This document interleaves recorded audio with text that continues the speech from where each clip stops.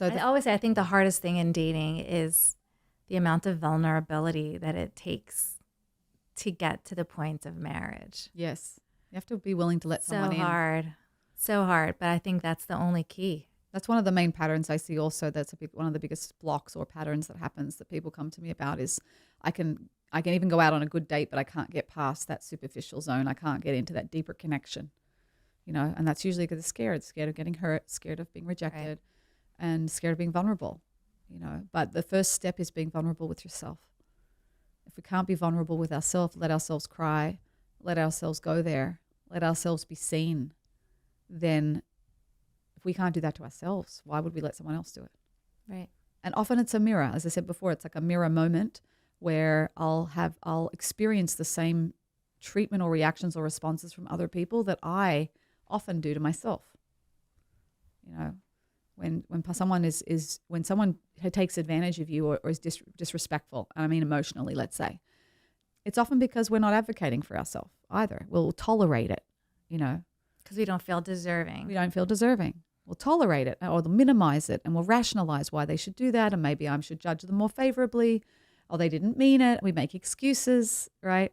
We feel bad if we ask for something or if we say, I'm not comfortable with that. And so the first step is advocating for yourself and speaking up. And then if that brings up feelings to do that, like, oh, I feel guilty or I feel scared to do that, I don't want to be a burden, I don't want to be a bother, then we want to explore that because that's a belief system operating from your subconscious. Right.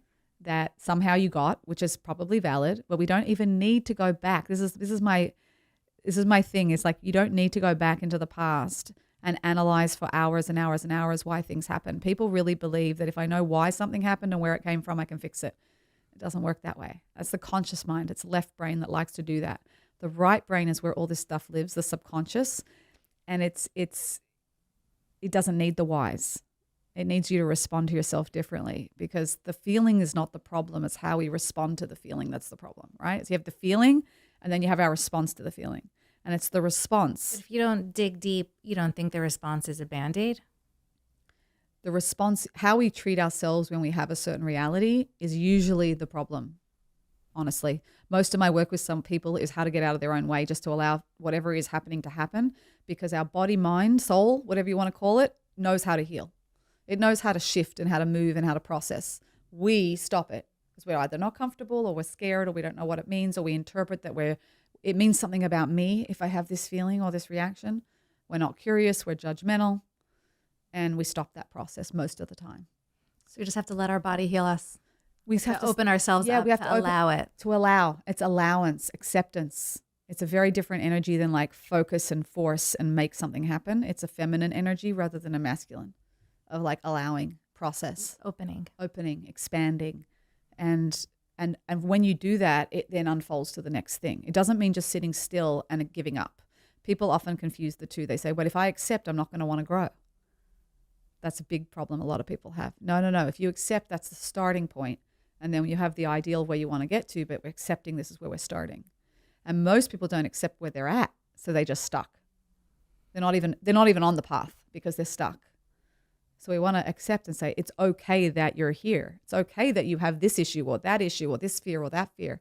Let's talk to it. Let's get to know it. Let's soothe it. Let's reassure it. Let's parent, right? These are little subconscious wounds that happen in our past, and we need to be able to respond to them from a healthy adult, parental kind of loving perspective.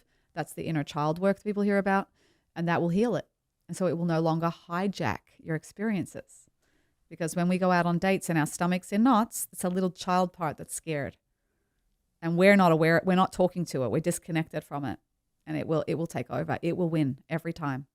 If a conscious part of you wants something and the subconscious is resisting, what we resist persists and the subconscious will win every time. It wants to protect you.